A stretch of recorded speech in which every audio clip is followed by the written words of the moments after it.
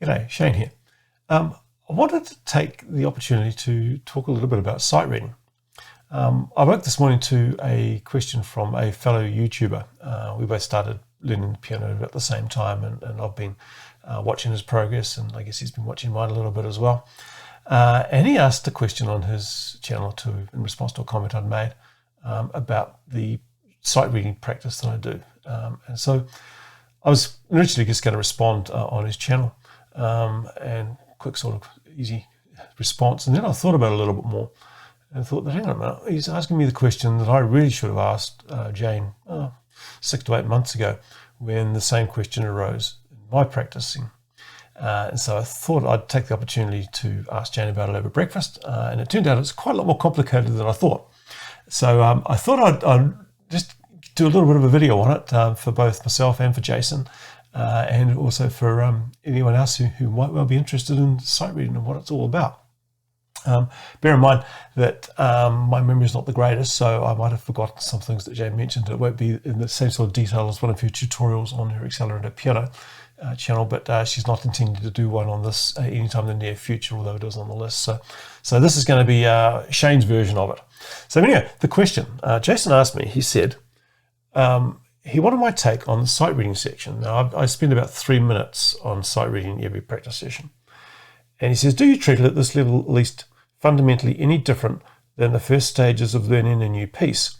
Is there any difference in approach, goal, and or mindset? So that was his question. And my initial thoughts was, well, no.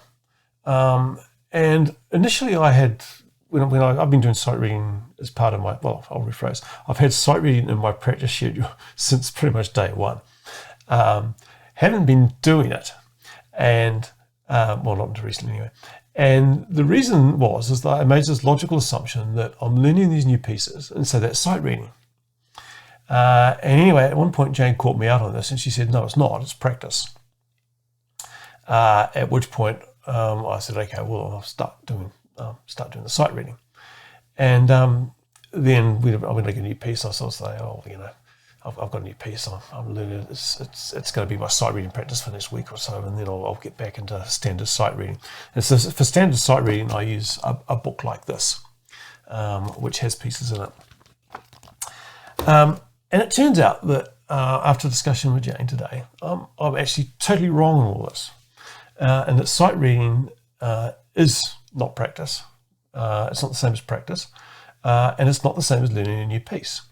Sight reading is a core sort of fundamental skill that you want to try and develop in order to make your learning of new pieces more efficient.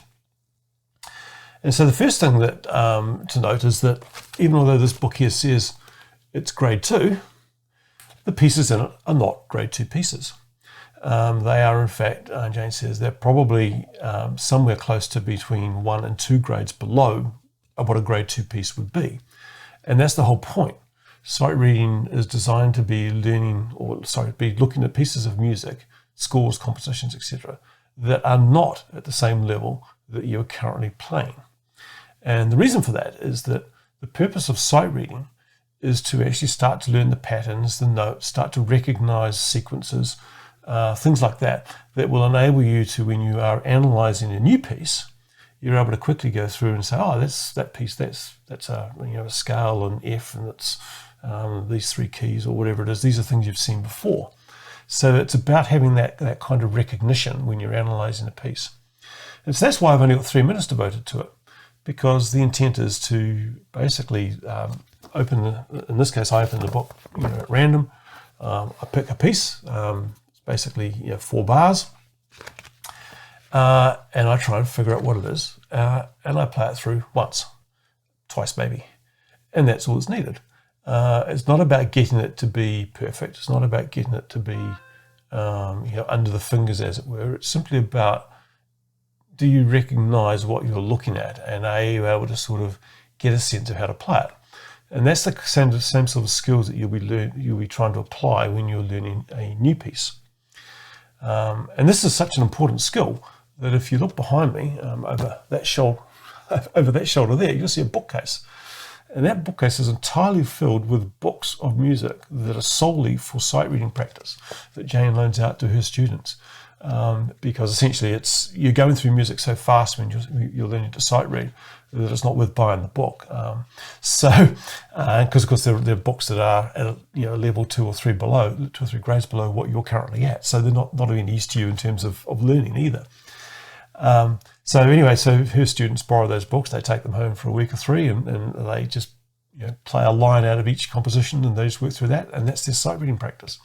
So that's what it's all about. And so now that I've learnt that, which is essentially a new learning today, I'll be taking that and I'll be applying that a little bit differently than when I try to learn a new piece. But it is quite interesting because on Monday I did a recorded practice session, and Monday's scale was D, if I recall correctly. D. Monday. Yeah, Monday was D. So I was doing D major, D harmonic minor, and I was doing the D arpeggios. And when I went into my sight reading, picked a random one of these afterwards, it turned out that it had a couple of flats in the key signature. And the first thing I noticed was, that's D harmonic majors. That's in the key of D harmonic major. I don't actually know what to do with that information, but yeah. And then I thought, hang on a minute, I've seen that before as well, isn't it? The same as F major. And then I thought, hang on a minute, how do I tell the difference? And Jane had taught me how to tell the difference, but I'd forgotten. And so I just moved on and did the sight reading practice. But it's that kind of recognition that I think is what the sight reading is trying to engender, to be able to sort of spot those things, ask those questions of yourself, have a better understanding, therefore, of how to actually play the piece once you've analysed it a bit more, and you're in the process of starting to learn it, to play it for real. So that's the point of sight reading. So anyway, hopefully that answers your question, Jason, and hopefully it's of use to any other person that is interested in it as well.